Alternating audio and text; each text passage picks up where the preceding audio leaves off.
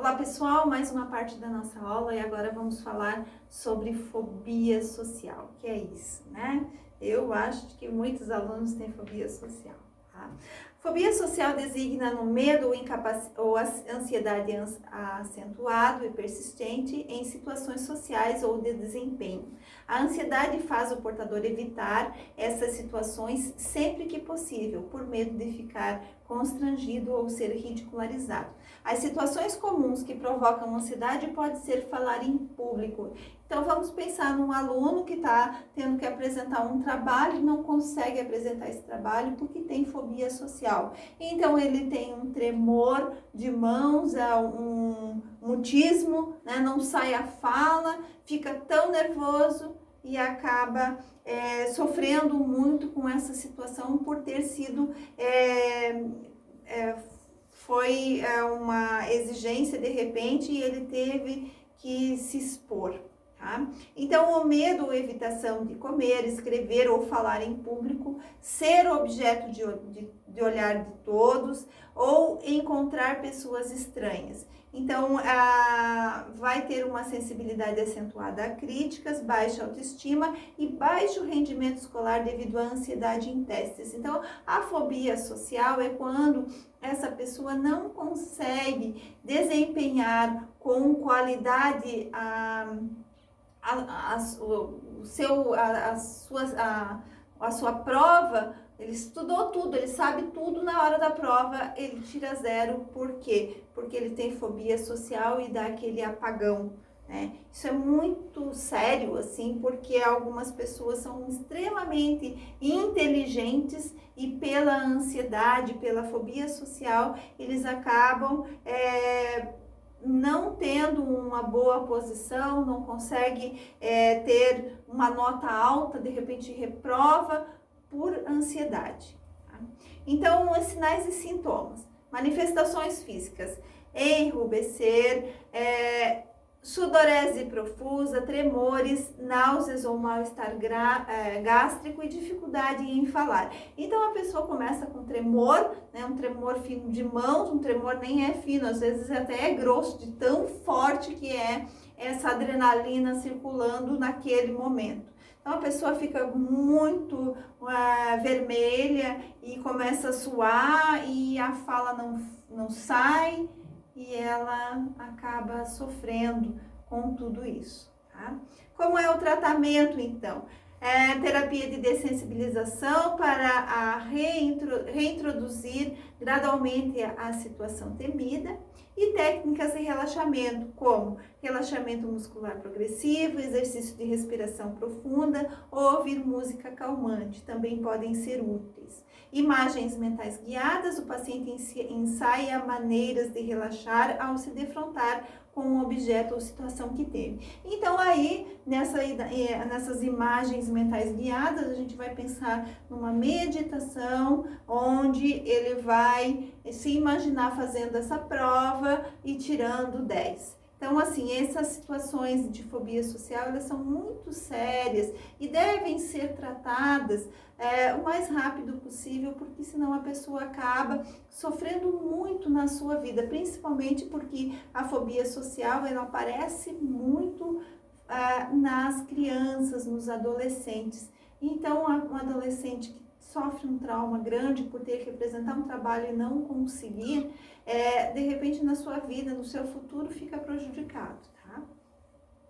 Agora eu vou falar de fobias específicas, e essas fobias específicas, a gente vai pensar aí em medo, né? Medo de aranha, medo de avião, sempre específico para alguma coisa. Então, as fobias específicas, uma pessoa apresenta uma ansiedade intensa e irracional quando exposta a expectativa de um objeto, exemplo, uma cobra, ou situação ou imagens de filmes, televisão, foto ou imaginação. Então, às vezes, esse objeto não está lá, mas ela entra numa crise e pode chegar até uma crise de pânico por medo de uma memória que ela teve, de um filme que ela assistiu, tá?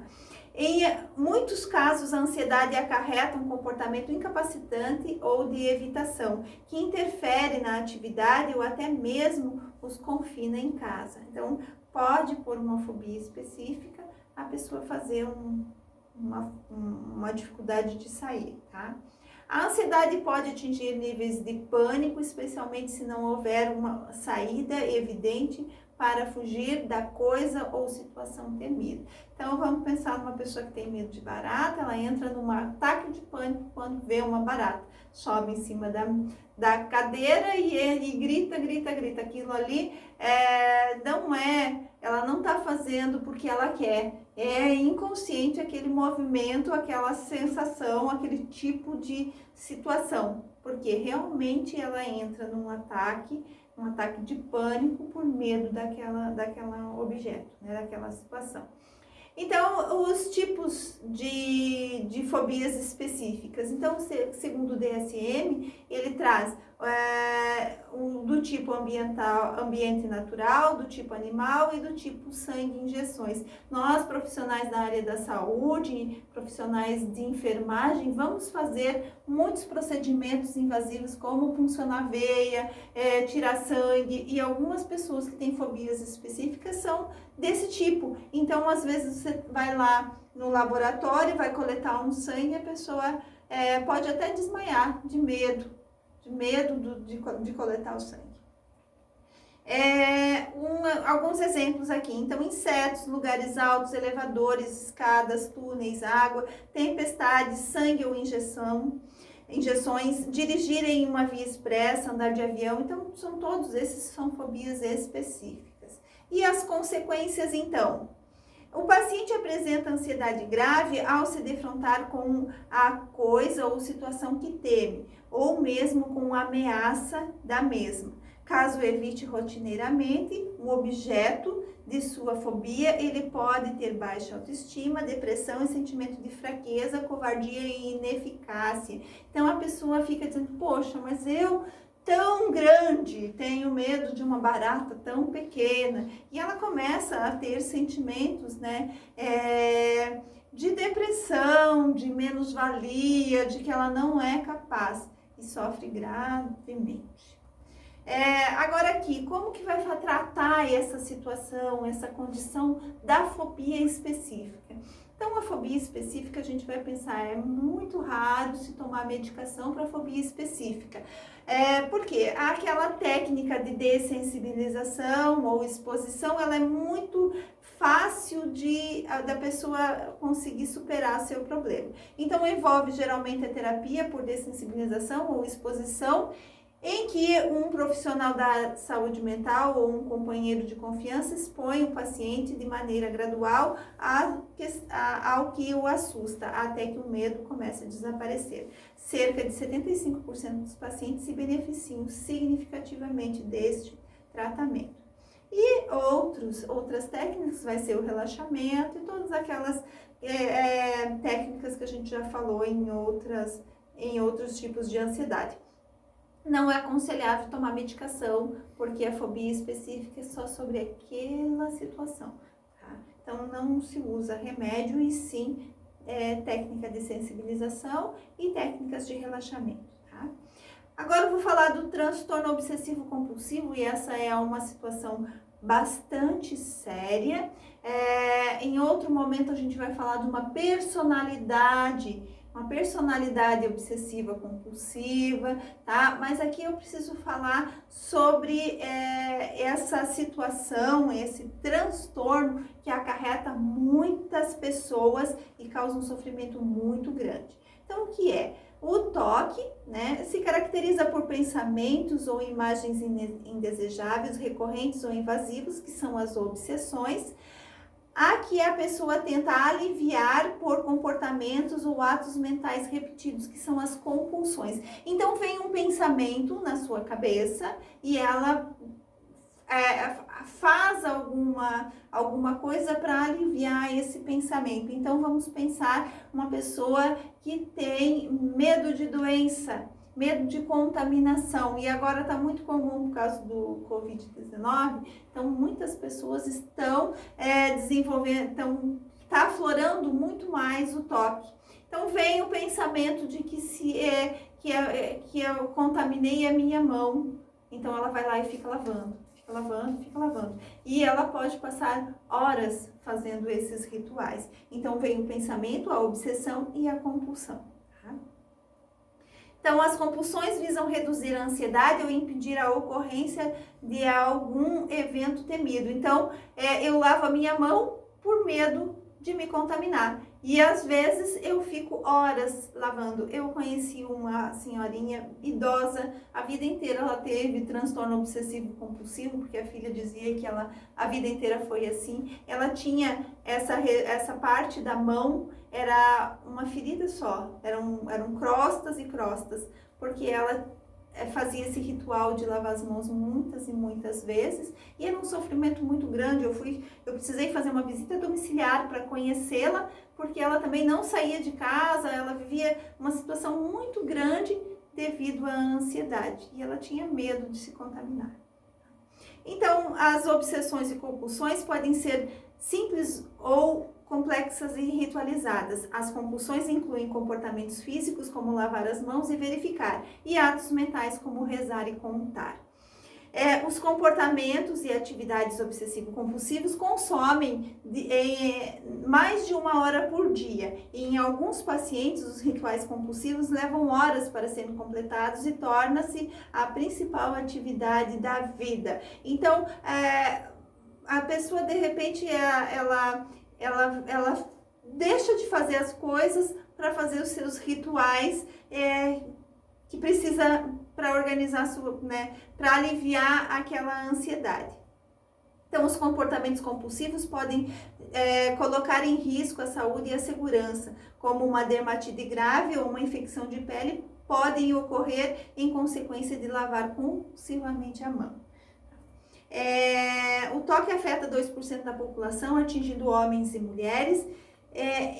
Em homens, ela se inicia tipicamente na adolescência e idade adulta jovem, e em mulheres na idade adulta jovem. Então, o homem apresenta o toque um pouco mais cedo, tá? Muitos portadores de toque têm também transtorno depressivo maior, transtorno de pânico, fobia social, fobias específicas, transtornos alimentares ou transtornos de personalidade. Então, quando a gente vai vai avaliar uma situação em que a pessoa tem um toque, ela deve ter outros transtornos mentais juntos. Tá?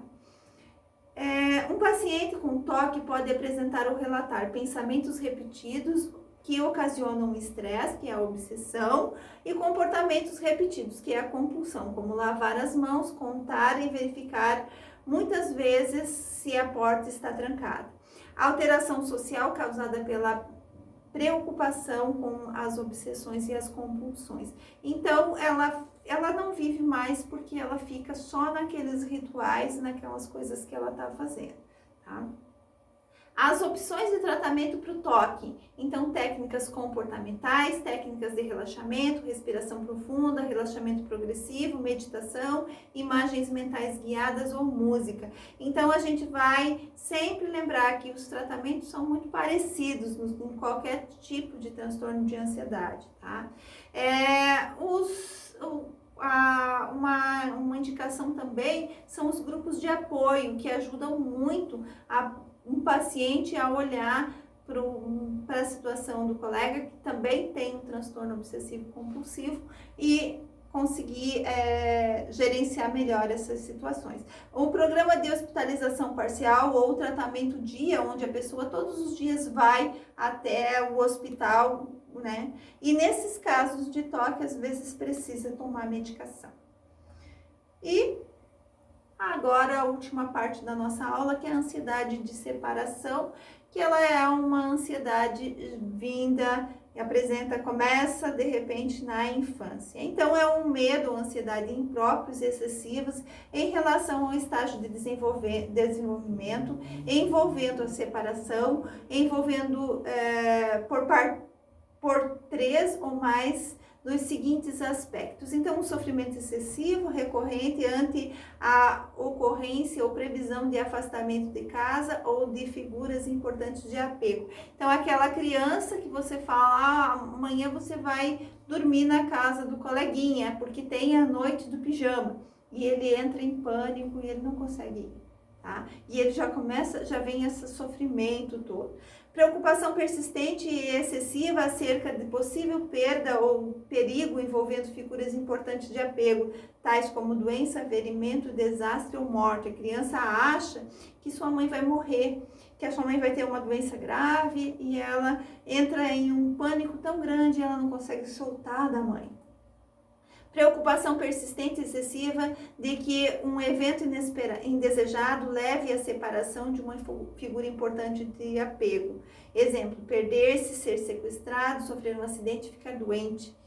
Então, a mente dessa pessoa vai ficando, ela só vai pensando em catástrofes, né? Relutância persistente ou recusa sair, afastar-se de casa, ir para a escola, trabalho ou qualquer outro lugar em virtude do medo de separação. Temor persistente e excessivo ou relutância em ficar sozinho ou sem as figuras importantes de apego em casa ou em outros contextos. Relutância ou recusa persistente em dormir longe de casa ou dormir sem estar próximo a uma figura importante de apego. Pesadelos repetidos envolvendo o tema de separação. Repetidas queixas somáticas. Então, cefaleia, dor abdominal, náuseas, vômito, quando a separação da figura importante de apego ocorre ou é prevista. Então, a criança já começa a ter uma dor abdominal, já começa a ter dor de cabeça, porque sabe que vai ficar longe, tá? O medo e a ansiedade ou esquiva é persistente, durando pelo menos 4 semanas em crianças e adolescentes e geralmente 6 meses ou mais em adultos, porque adulto também tem ansiedade de separação, tá? A perturbação causa sofrimento clinicamente significativo ou prejuízo no funcionamento social, acadêmico, profissional e outras áreas importantes da vida do indivíduo. Então, o tratamento para a ansiedade de separação é a educação, né? É uma terapia. Vamos pensar na educação dos pais, uma terapia de família e componentes que são componentes essenciais para o tratamento. E 80% das crianças experimentam a remissão dos sintomas quando atendidas de forma adequada com essa terapia de família, ensinando essa criança a enfrentar esses momentos de separação. Então, gente, é isso dos transtornos de ansiedade. Essas são as referências que foram utilizadas e muito obrigada pela aula.